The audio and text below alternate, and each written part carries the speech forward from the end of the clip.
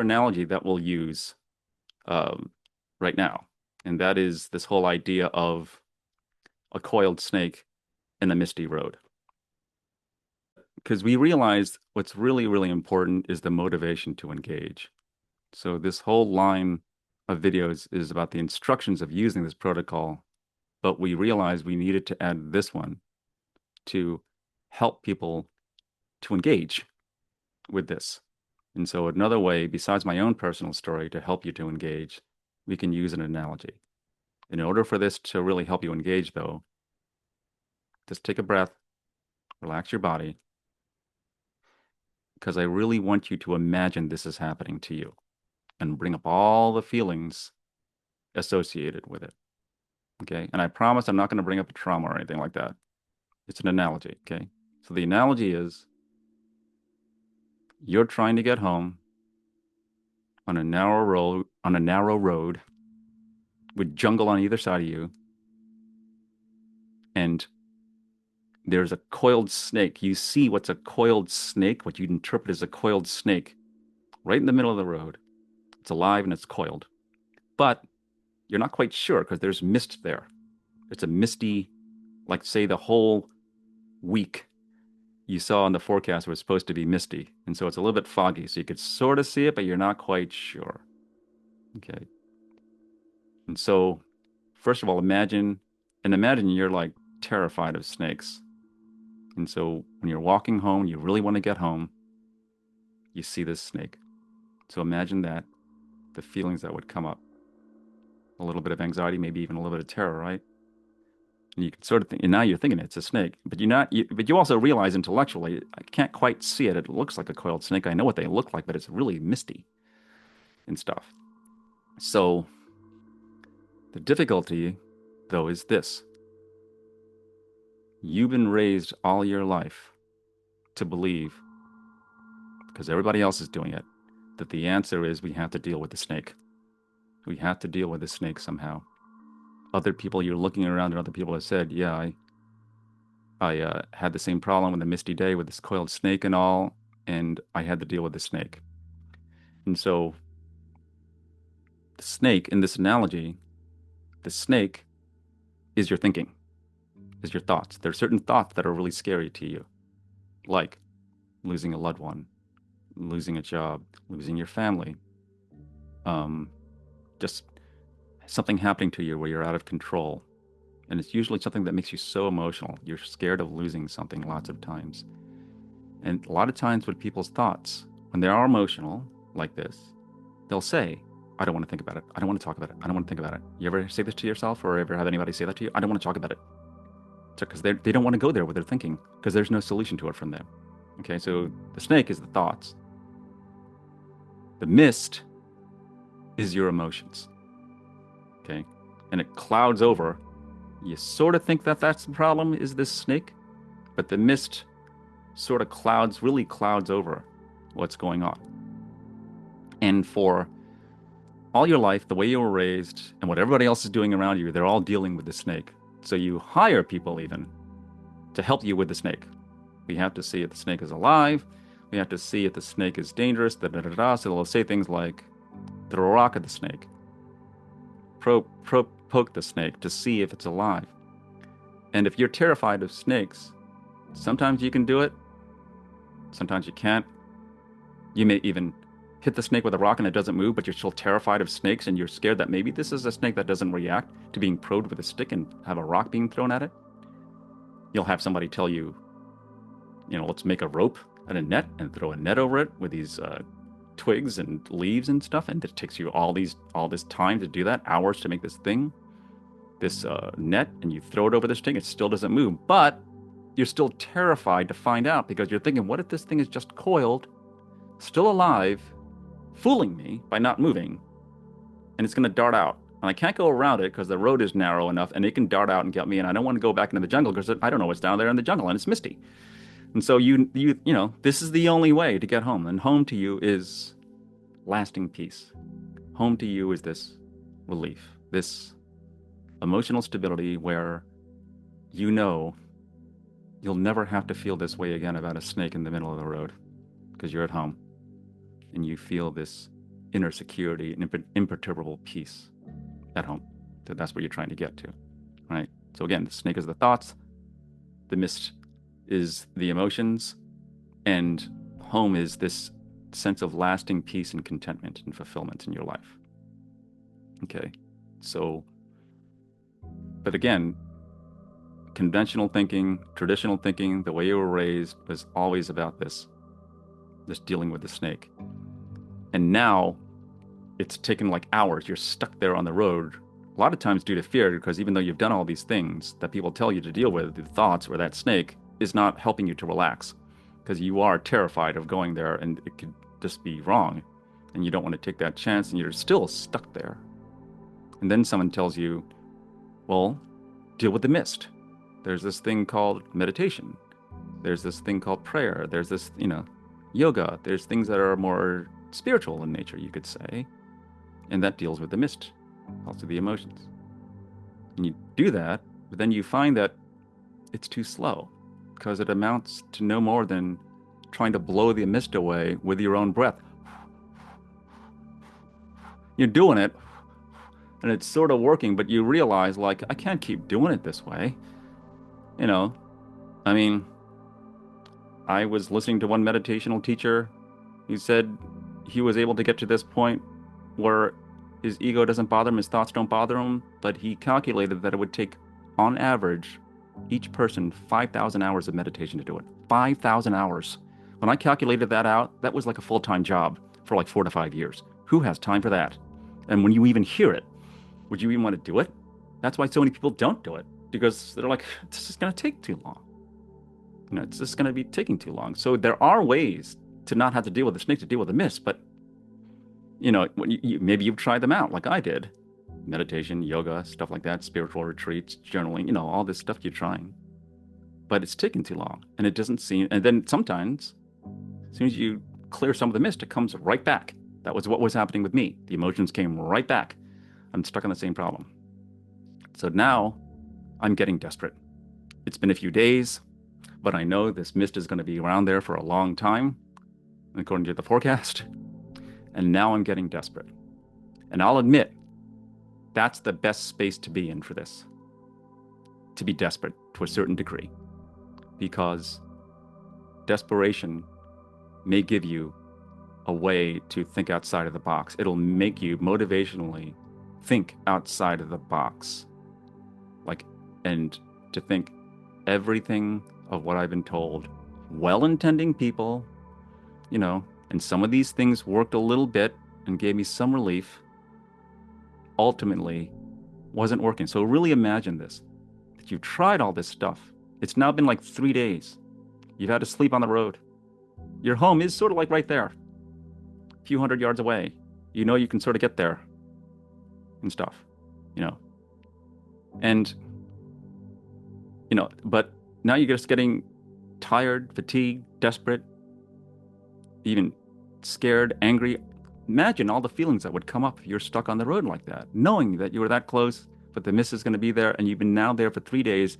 Everything that you've done to the snake, no. And so the desperation does sit in. So imagine that part of it. And then your mind decides to take a chance because it's so desperate. I'm going to go against conventional wisdom, what I was taught, what millions of other people are doing, even to the point where they're saying, you got to handle it with a snake. You shouldn't this is what everybody else is doing. Either that or they're trying to blow away the mist with their breath. Everybody else is doing this. You got to do it this way. We don't have any research that what you're going to think outside of the box is going to work, but you're desperate again. That's why I said, desperation sometimes is a good motivator, right? You probably experienced this before. Major changes you made in your life that were positive because you were desperate, right? And you were suffering that much. Okay. So this is not for people. This is for people even if you threw a rock at the snake and, threw a net on the snake and probed the snake and did all this other stuff, it just didn't work for you. Maybe it worked for other people, but it didn't work for you. So you keep on being told the same thing. And that was what I was like. And so I took a chance. And I hired somebody totally different, somebody to work with the mist again. And then this person gives you a tool and says to you, it's going to take a little bit of work on your part. You will have to work. But I know it'll clear the mist much quicker than blowing it with your breath. What is it? What's this tool? It's a big fan that you just wave with your hand, like a big one, like you would find in the tropics or something like that. I guarantee you it's going to clear the mist enough, but it's going to take some work, you know. But imagine all the stuff that you're doing with the snake never worked. It's been 3 to 4 days, and doing all the more meditational, spiritual stuff wasn't working because it's no more amounting to you blowing away the mist with your own breath. And then someone shows you, see? So really imagine this, being stuck there, trying all this stuff out, getting to the point of emotional desperation.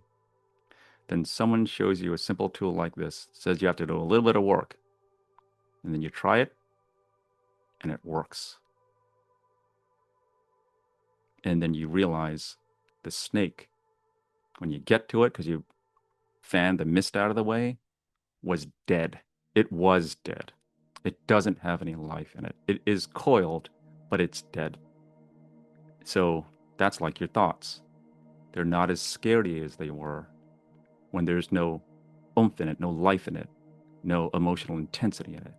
A thought is dead. It's there, but it's dead. It doesn't affect you. You can step over it. You can go around it. You can disregard it altogether.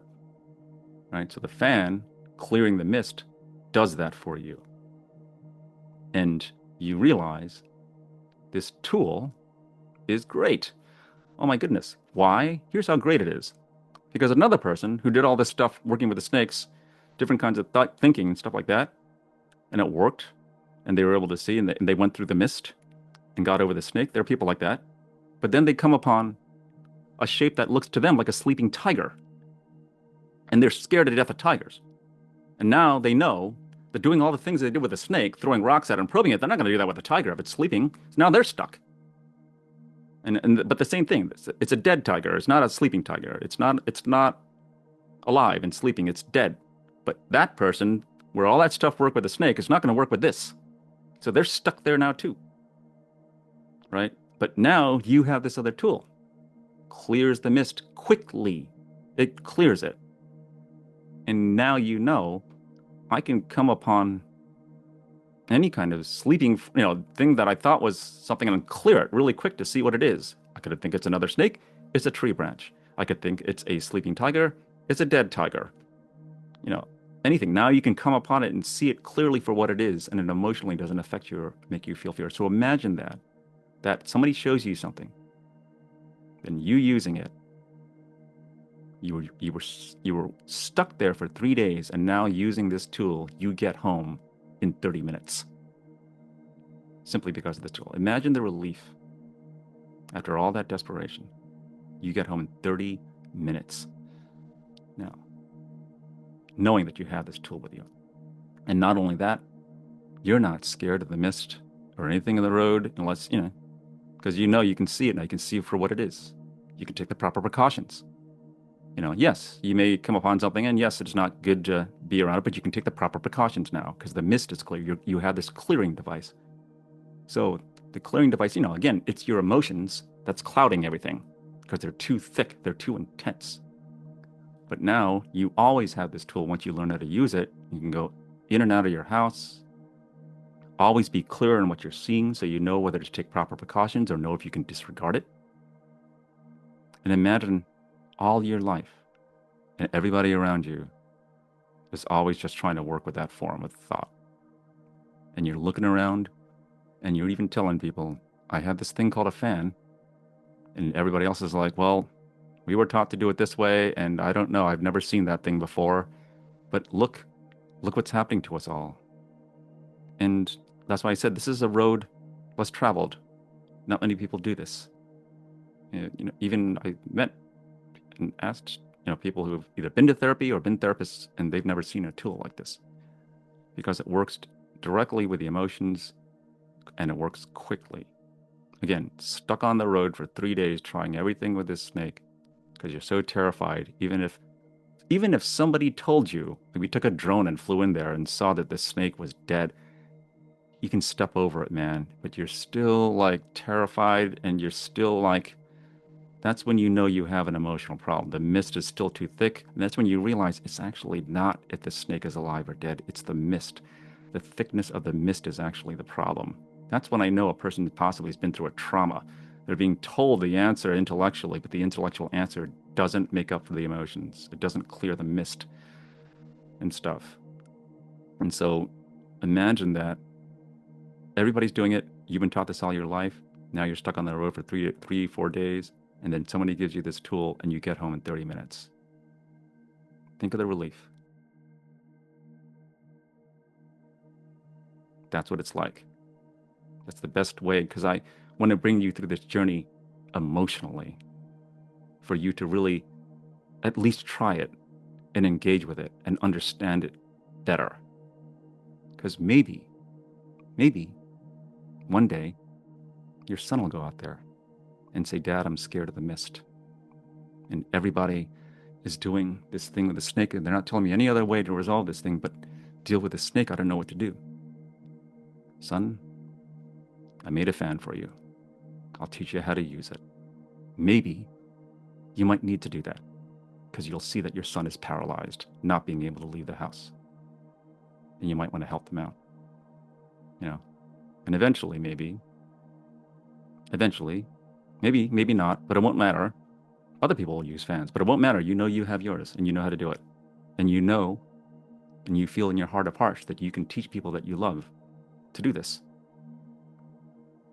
A problem that plagues people, millions of people for years and years all across the world for, generations, is now resolved with this thing like this. So imagine going through the emotions of all that and that relief that you would feel that not only do I never have to deal with this, I can help my son with this. I know I'll never have to watch him go through this like I went through. Okay, so that is the best way we know to help you to try to engage with this. Okay, so thank you very much for listening to it. This is the first of 6 videos, and it's all meant to help you to engage with this because we realized, the effectiveness is based on your engagement. And so in that phrase, the most important part of it is not the effectiveness. The most important part is your engagement and being motivated to engage with it. So thank you. And now we can go on to part 2 and preparing to use this protocol and the 4 S's. We'll talk about that. Thank you.